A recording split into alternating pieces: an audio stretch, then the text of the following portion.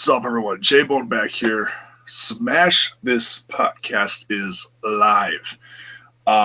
First podcast of the new year, so figure I'll crack a cold one and have a beer while I discuss some things with you folks. I'm going to talk about the new special that aired live tonight post Raw. Bring It to the Table, episode number 1. My thoughts on it, and I'll go over a couple of things and give my opinions on a few of the things that they talked about as well. Number 1, did I like the show? Yeah, I liked the show. I didn't like everything about the show, excuse me.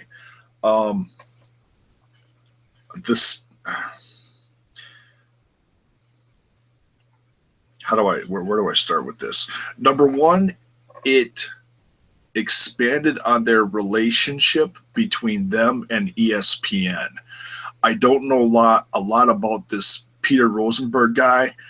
I am familiar with him because I know from him being on, 97 in whatever radio station he's with in, I believe, in New York or New Jersey or wherever it is. He's done a lot of WrestleMania interviews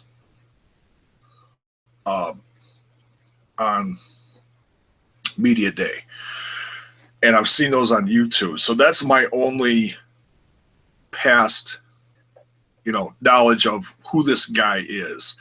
I know they recently brought him in for a pre-show on a pay-per-view, one of the last specials or something. So the guy is well versed in WWE stuff. He is a fan. He's not just some guy that they brought in from ESPN and, okay, now you're going to talk about this, this, and this. No, he's a WWE fan, so he knows what the fans are talking about. This guy's not stupid. What's also interesting about this show is that they made a point to talk about hot topics that the fans are talking about. They are talking about the return of Hulk Hogan. They are talking about, who's going to win the Royal Rumble or who's going to debut at the Royal Rumble. A lot of rumors going about that. A few goofy ones they brought up. The whole Conor McGregor thing. A few of these topics are a little old. Not that that's a bad thing, because UFC is a hot topic right now. I'm a little surprised that they talked about Conor McGregor as opposed to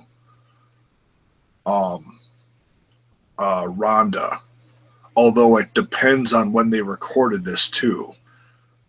I don't know if this was live after, if they recorded this live right after Raw tonight, or if they pre-recorded it a week ago, well before the Ronda fight. I don't know when that was, so that might be why they talked about Conor McGregor as opposed to Ronda Rousey's loss. Because I guarantee you, the Ronda Rousey loss and what her future is a much bigger topic than Conor McGregor calling out WWE guys months ago. Was it months ago? Pretty much months ago, yeah. It was like late summer, fall time, I think it was. And that's interesting. The guy's worth a lot, and he's money. He's a good self-promoter, controversial guy, and UFC is sitting on a gold mine. So, yeah, it is going to be interesting if he ever does show up in the WWE someday. I can't say too much more about it because I'm not a big UFC guy. I do watch some fights here and there, but I'm not, I don't talk a lot about it on here. But I am going to be setting up some kind of Smash This Podcast roundtable discussion in the near future about Ronda Rousey's future and getting different opinions on it. So look for that in the near future. But back to this, Bring It to the Table special. One thing I did not like about it, now granted, you're talking to, Peter Rosenberg is talking to Paul Heyman and JBL. I had the feeling when he was talking to them about these subjects that they were talking down to him, like he was, like they kept referring to the fans as stupid fans. That's not smart, because whether you like this guy or whether you like that guy, and you would like to see this happen in the WWE, or you'd like to see that happen, this guy debut or this guy win a title or lose a title, whatever your opinion is on stuff, you're a fan, okay? And we may not all agree with those opinions. I've got my opinions. I've got the guys that you like, and you may not like all the guys that I like. And I might not like all the guys that you like. That does not mean we're stupid fans. And they made that comment one too many times in this show. And if you're trying to get people to buy the network, that's not smart. I can't say too many negative things about this show, but that's one of the things. The other negative thing I would comment on how the show was in general is that they kept, like I said, the whole talking down to Peter Rosenberg. They didn't talk to him like he was a host. They talked to him this kind of goes back to my last thing about being a stupid fan. And that's not cool, This guy maybe new to the WWE audience. I'm not saying you've got to kiss Peter Rosenberg's ass, but you should treat him with an ounce of respect, being on something you are trying to sell to the public, no matter what your topics are, okay? And I understand that Paul Heyman is one of the biggest heels in the show today, along with JBL, depending on what he's talking about. But if you're trying to sell people on this show, you got to be a little more careful with it. Don't be demeaning to your audience. You want to sell this show to your audience, and you want to make it entertaining. Paul Heyman and JBL are very entertaining guys. JBL is not one of my more favorite guys.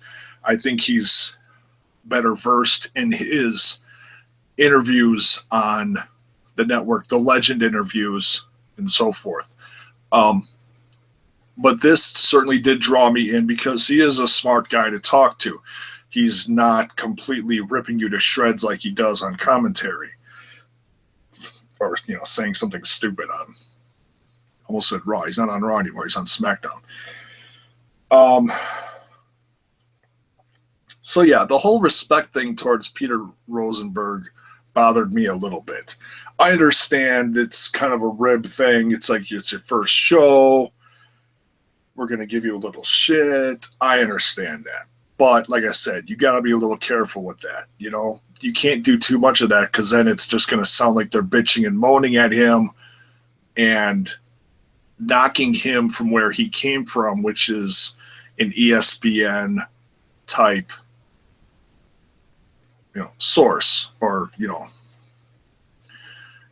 originally from. I don't know if he's on. I don't watch ESPN, so I don't know if he's just a part of them. If he's on a show like this on ESPN, you could, if you know that stuff, you could fill in the blanks for me if you like, as a fan. I'd appreciate that. Let's talk about a few of the things that they talked about. First thing they talked about was the whole Goldberg-Lesnar thing. In the delayed rematch thing that they're not having a match at Royal Rumble. And they kind of defended that whole storyline behind that. I haven't heard too many, because a lot of these things are based on fan interaction, fans' opinions on the internet and social media. I haven't heard too many people complaining that they're not getting a match at the Royal Rumble. I think a lot of people would have assumed that they're getting another one-off at the Rumble, but in a sense they are through the Royal Rumble match. So, yeah, they kind of are. They're just not getting a one-on-one. There's going to be a lot of other factors in play with who's surrounding them, who's left, a lot of different factors there. They had a yay boo section, kind of interesting. They didn't boo anything that was brought up. They brought up the first thing was James Ellsworth. JBL put him over pretty good. We talked about 205 Live. Heyman put that over a lot, as I have been trying to on here lately. And I've got a little gripe for another show. Just going to touch on it for 2 seconds here. I like the fact that they have the 205 Live thing on the network. I do enjoy that show a lot. What they did tonight to the cruiserweights and several other matches on Raw, I counted 4 2 to 3 minute matches. You have 3 hours of programming. What the hell are you doing giving Cedric Alexander and Drew Gulak a 2-minute match? And you've got 3 other matches that they did the same thing to, including a match with the women who you are trying to promote and say that they're important and find a number 1 contender for, your up-and-coming stars, Nia Jax and Bayley, and you gave them a 2-minute match tonight on Raw to find your number 1 contender. All right, that's my quick rant. Back to this. Sasha and Charlotte defending the whole hot potatoing of the title. Heyman talked about that a little bit. Don't remember exactly what he said about it, but he basically defended it, saying that he talked about a couple different factors. The fact that they're very over, and that they took the ball and they ran with it and they gave him the opportunity and blah, blah, blah, blah, blah. So complimented them in general. Talked about the brand extension. JBL brought up the fact that at first it was questionable whether it would work or not. And then, of course, he is on SmackDown, so he put over SmackDown.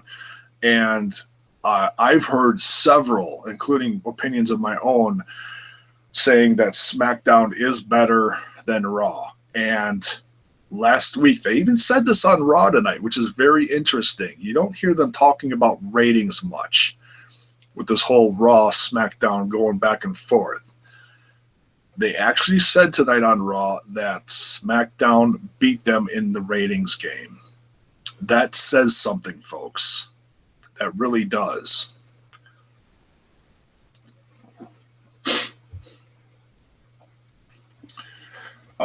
So yeah, SmackDown's winning that game. JBL talked about that a little bit. Then they brought up John Cena. And I don't remember exactly what the opening topic on John Cena was, but the one thing I wrote the note down for in my notes here is Paul Heyman said that John Cena is the greatest of all time, bar none, over guys like Hogan, Stone Cold, and The Rock. And he brought up the whole stamina thing too, saying that those guys would not be able to do today what John Cena does in his prime, right? Well, he's not exactly in his prime anymore, but what John Cena is doing right now with his schedule, that those guys could not do that. That's very interesting coming from a guy like Heyman. And I'd love to hear your opinion on it too. And I know there's a million different opinions out there. So if you feel like reflecting on that with me, by all means, that is a big enough topic. I might do a roundtable on that another time as well, as far as the question of, is John Cena truly the greatest of all time? And I don't mean to piss anybody off by that. That's just, it's a bold statement. There's a lot of opinions about it, positive and or negative. So, you know, and John Cena's in a very interesting place in his career right now. I heard something earlier today, and pardon my straying off of this, but I heard this from my wife, so I just want to quick bring this up. I don't know where she heard this from. She probably saw it on Facebook. She's on Facebook a lot. So if it's on Facebook, it has to be true, right? She said something to me today to the effect of they are considering John Cena for the other spot on the what was formerly Regis and Kelly show, then was taken over by Michael Strahan and Michael and Kelly, and now it's just Kelly. And they're looking for someone to put with Kelly, and it might be John Cena. And my personal opinion on that is like, John, I give John a lot of credit. He's crazy about his whole schedule. I mean, he is the guy that can brag about where he's going and what he's doing and back it up. He really can. He'll do the Good Morning show and then fly out that night to do a Raw or SmackDown or pay-per-view or whatever, along with other media. The guy's a workaholic. He's crazy. I'm like, there's no way he'd be able to do it. And then I start to really think about it, and it's like, well, shit, maybe he can. So that's interesting. That statement. I'm just going backwards now. That statement of Paul Heyman saying that John Cena, out of the people he mentioned, like Hogan, The Rock, Stone Cold, that John Cena is the greatest of all time. Interesting. Then they went on to the road to WrestleMania, talking about the Rumble, different Rumble topics, NXT call-ups. JBL brought up Nakamura. Put him over, said a few things about him. I didn't write that down. Heyman brought up Samoa Joe. Are these spoilers for the Royal Rumble? I'd like to think they are, because they're significant names. They're the biggest names down at NXT right now. One is your champ. One is a former two-time champ.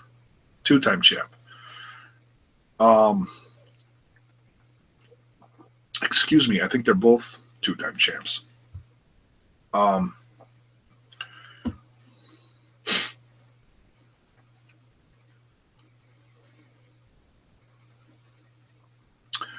So, does that mean that that's, by what they said, that that's a given that they're going to show up? I don't know. That's an interesting topic in itself. I think there's a very good chance of that. If not at the Royal Rumble, then somewhere close to the beginning of this year, as in somewhere between here and Mania. Or, hey, debuts. They do debuts at the night after Mania too. There's plenty of room for that, which they're going to probably plan another draft between Raw and SmackDown within a month after Mania, like they did in 2016. So there's all that to think about too. Be interesting. Who do you think is going to show up if there's any surprises at the Rumble? Let me know.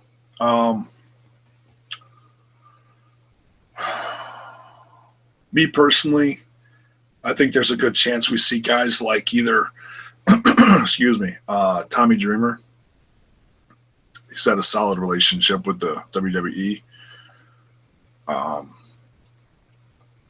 Bully Ray, excuse me, Bubba Ray. Devon's a producer in the back, but I think he's retired from wrestling. But that's not to say he couldn't do a one-off. A lot of people talking about Kurt Angle. A little surprised they didn't bring him up. Although with everything that I'm reading now, he's telling producers.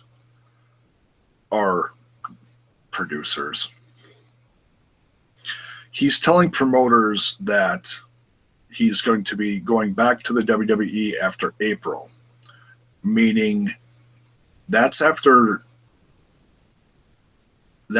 Mania. So does that mean that he's not going to show up at the Rumble? No, I think there's a damn good chance he could show up at the Rumble, but as far as actually executing any contract signings and joining the WWE would probably happen after Mania, as in show up the Monday night after Mania. That would be something I would entertain and would not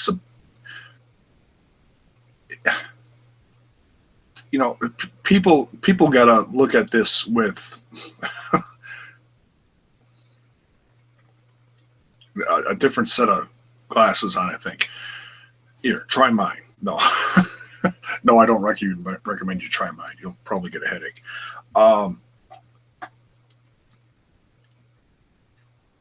If Kurt Angle is telling promoters that, and WWE is denying it or not responding to those comments, do you honestly think that the WWE is going to give anything away like that this early before it's going to happen?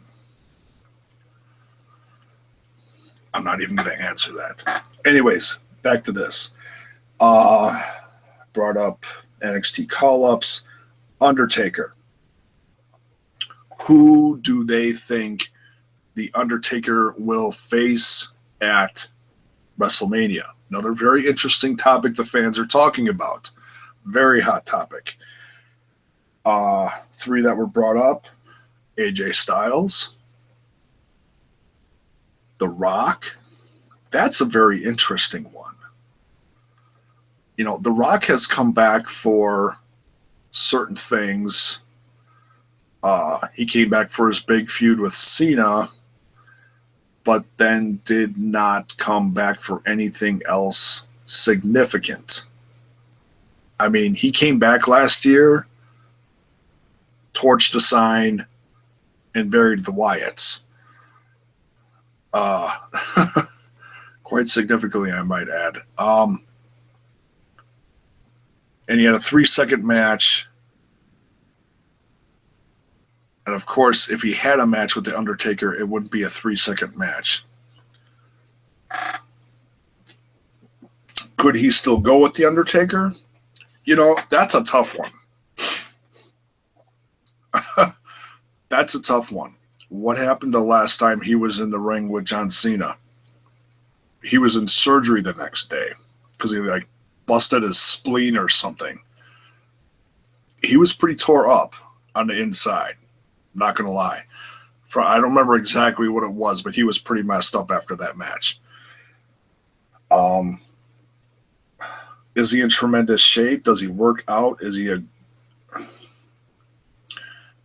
Yeah, he's all that. But, in ring shape and walking around in front of a camera making movies and, being on TV is different. Not saying you don't have to be in shape for that, but it is different. Now, of course, the Rock is staring up at me as I'm, saying all this stuff, and he's probably ready to, slap the taste out of my mouth. But just settle down there, guys. Settle down. So yeah, that's one I never really thought of as far as an option for Undertaker was The Rock. But would I like to see that? Absolutely. I think that'd be pretty good. Who else? Oh, Cena. Cena versus Taker is a very popular one. People are talking about. Man.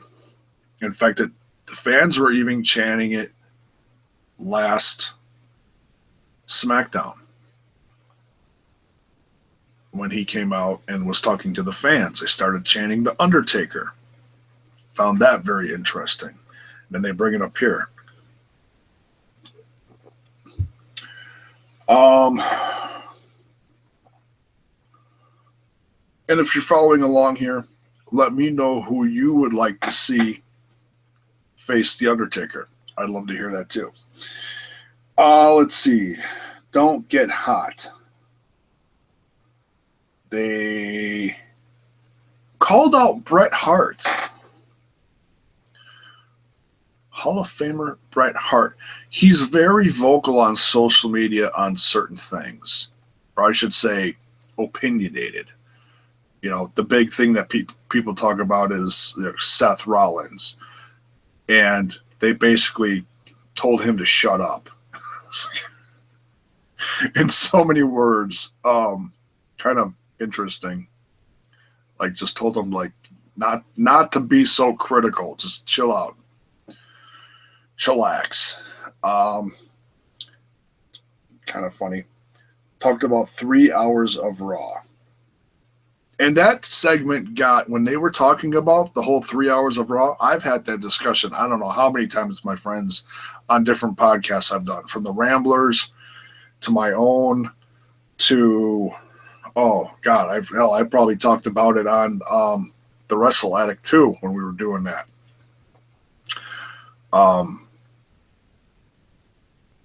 hear everybody and their mother talking about that. Should Raw be 2 hours or 3 hours? They're making all that extra money because of that third hour. And if you're business minded, it's hard to argue against that. As a wrestling fan, trying to sit through 3 hours. Now, granted, there was some stuff. Now, let's just give tonight's show really quickly as an example. There were some really entertaining segments. I felt the Last Man Standing match between Strowman and Zayn was pretty entertaining. Is it like the best hardcore thing I've ever seen out there? Absolutely not.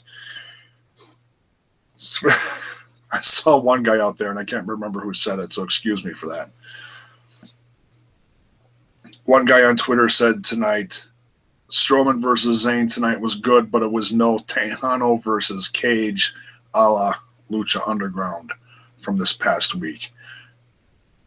Yes, you got that one right. And if you have no clue what I'm talking about, please, folks, find a way to watch this match from this last episode of Lucha Underground. The Tejano versus Cage match, which wrapped up that 5 of 5 best of 5 series. Excuse me. Tremendous. Two big guys beating the snot out of each other. Not a boring match in that series.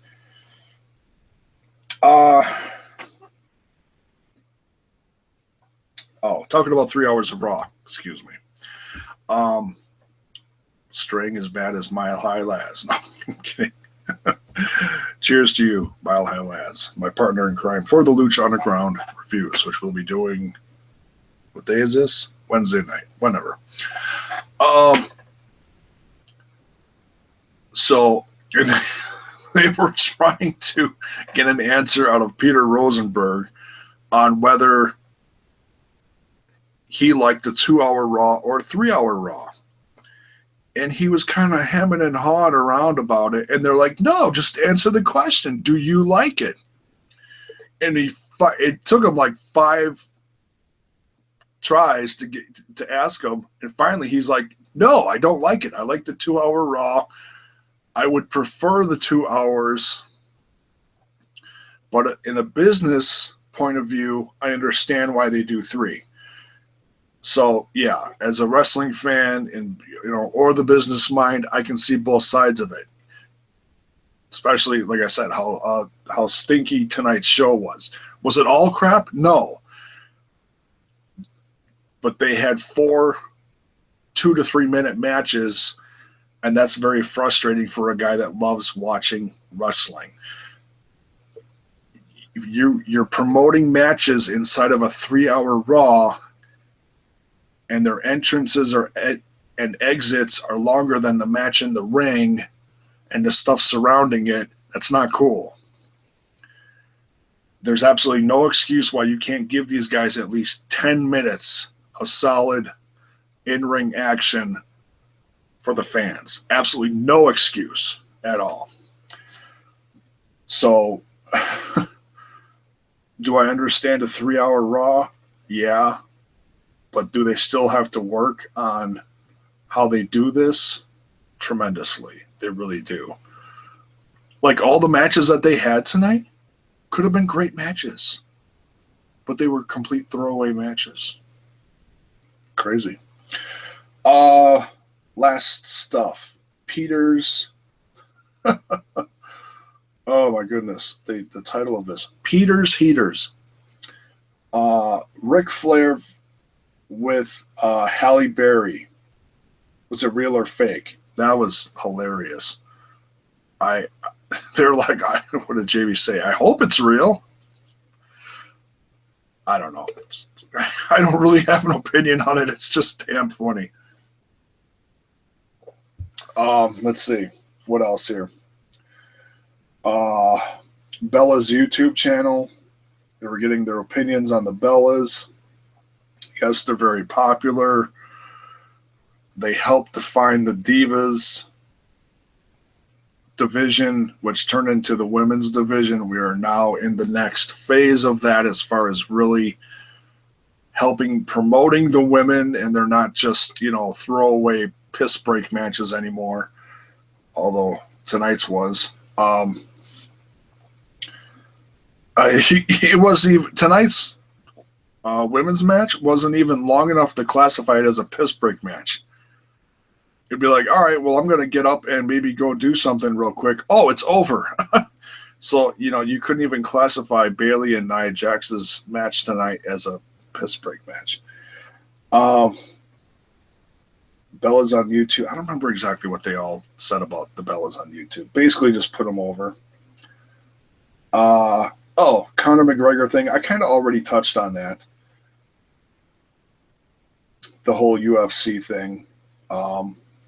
Heyman said absolutely he would be great in the WWE in some way, shape, or form. And he also said he would become a Paul Heyman guy. That's interesting.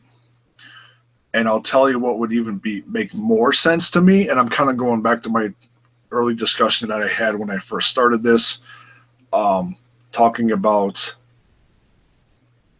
surprised that they talked about Conor McGregor as opposed to Ronda Rousey possibly joining the WWE, but I said that also depends on when they recorded this. If they didn't do this tonight, which I don't think they did, they probably did it before the Ronda Rousey fight and all that controversy. If they did it after that, they would have obviously entertained the Ronda Rousey subject more. Will they discuss that in the next episode if there is one? Probably. It'll be interesting to see how many times they do this too. This is probably a test, to see how popular it is. So yeah, Conor McGregor, I think in some way, shape, or form would be great in the WWE. I know some people don't like that when they bring in people from the outside, a la, Ronda Rousey, or what's the other one they brought up? Oh, Floyd Mayweather. The most pathetic excuse for a boxer in boxing history, in my opinion. The fights that I've seen him in, you cannot call that boxing match. I've seen boxing matches. You cannot call Floyd Mayweather's matches boxing matches. They're horrible makeout sessions, especially his last one he had. Go watch it again. You'll see what I'm talking about. What's the last on here? Oh, the most controversial thing they talked about, in my opinion, Hulk Hogan. Heyman gave a very interesting answer. He said Hogan will get called to come back to the WWE when Vince is ready. Kind of a strange answer. Which it's true, but it's kind of like, you wanted him to expand on that a little bit, and Paul Heyman's probably covering his ass and didn't want to say too much yay or nay on that subject. JBL came out and said that Hogan is an icon and that he would welcome Hogan back. And I've discussed this for, it's been a while since I've discussed this. I believe I talked about this right after everything started happening when Hogan got let go. Holy crap, was it? When I say last year, I keep thinking that 2015 was last year. We're already into 2017. That's a hard thing to still process. It's like, oh, we're in the new year now. 2016 is last year. But he started having all these issues and got let go from the WWE and expunged from the Hall of Fame and all that stuff in 2015. I don't remember exactly when during 2015. But, there's so many different opinions on there as far as whether Hogan would be welcomed back or not. And they've been slowly but surely putting little things out there through the little promos, little sound bites. Oh, that was Hogan talking. Brother, you hear a little sound bite from the past, or you see a little thing in a promo, The Rock versus Hogan, something to that effect, or something NWO related. All these little things I keep throwing out here and there over the course of the last couple months. I'd say it's been a few months. And it's ever since Hogan won his thing against Gawker. And he finally got his settlement, this last week? A couple weeks ago? Somewhere around Christmas, he got his settlement. Or was supposed to get his settlement.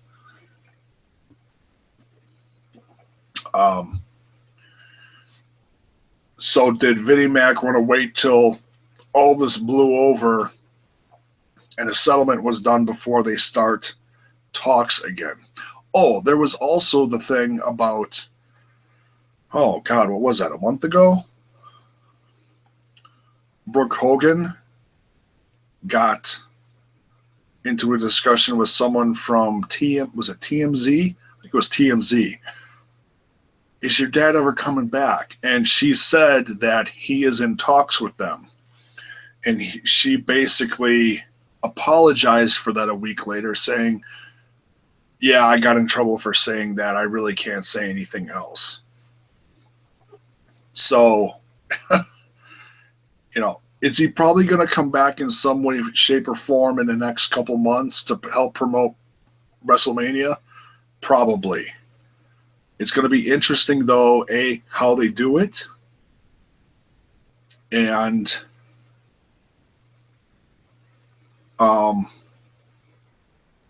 what his role is going to be. Is he going to be a host?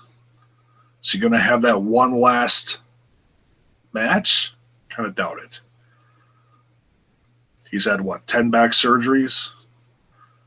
I'm going to have my third in a week.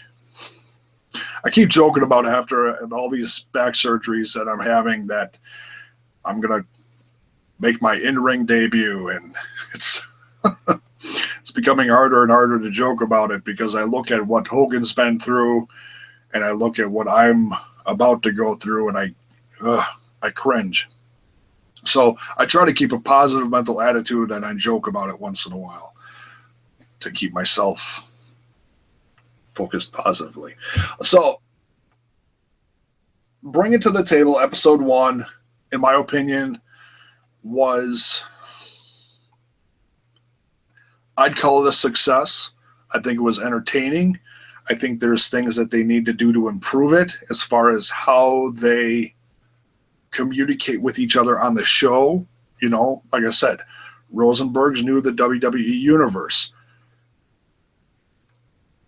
You can't take a guy like Peter Rosenberg if you want this show to be successful. You can't take a guy like Rosenberg and throw him underneath the bus every 2 seconds. Not saying they did in this episode, but I can see that has the possibility of going there.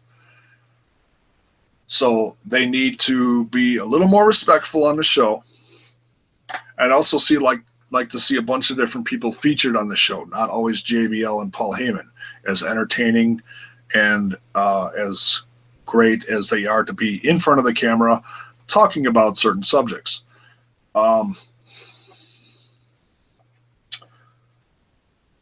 I like the fact that they actually did talk about some semi-controversial things as far as what the fans are really talking about.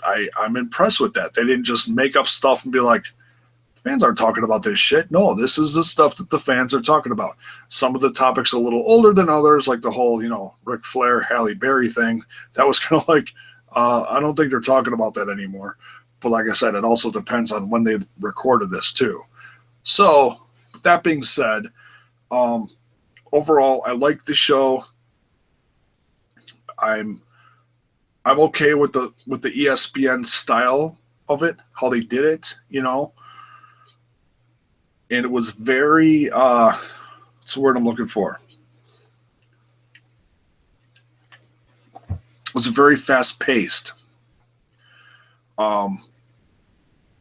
There were no points during this where it was like, you were like, oh, God, can we please get to the next? Oh, they're on the next thing already. It was very fast-paced, kept it going.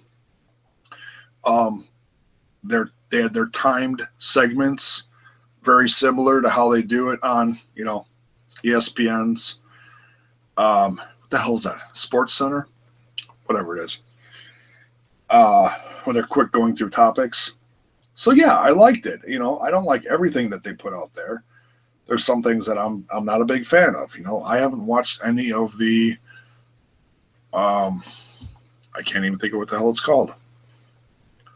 I've watched a few of the Camp WWE things. I haven't watched any of the Road Stories ones, whatever that show is called, that new one, the animated ones. I haven't watched any of those yet. The previews look funny. I'll probably check them out sometime. I don't know if I'm going to review them on here, but I might check them out. So yeah, I dug it. And by all means, let me know after you watch it, let me know what you think of it in the comments below. And yeah, that's about all I can say for this. Thanks for watching. Appreciate all the love that you guys have given me over the course of the last year with all the different things that I've been involved in. I'm going to be doing a lot of different things wrestling related with this channel. I'm going to be straying away from your typical WWE podcasts, and I'm going to be doing my best to get my money's worth out of the new Flow Slam subscription that I just got. And I'm going to be talking a lot about things outside of the WWE. So if you're frustrated with the WWE, and you're looking for something new, something different, that's not going to completely break your bank for $20 a month or $150 a year, I'd say it's a good investment, especially if you are as big of a wrestling fan as I am. Go check out Flow Slam. I'm going to be discussing more and more things, reviewing different things on here in the very near future. So, hope you guys stick around for that. And yeah, it's going to be a very interesting beginning of 2017. What else is coming up besides all the stuff on Flow Slam? Wrestle Kingdom 11. I'm sure I'll be discussing something in the near future with that because that's literally right around the corner within the next day or two. I got to check and see when that is. Probably not going to be watching it live, but I am going to be watching it. So, trying to bring as much different things in the future to you as possible because I love wrestling and I know a lot of people aren't digging the WWE. So if I'm going to keep doing this, I'm going to keep on searching for different things to throw out at people saying, hey, check this out, which is why my Lucha Underground stuff does as well as it does. Does it get a million views? No, but it's probably the best thing on this, most successful thing on this channel, which is why I keep doing it. So that's it for this one. It's getting late. It's way past my bedtime. The kitties are bugging me. Time to go get the kitties a beer. I'm kidding. So good night, folks. Talk to you very soon, and peace.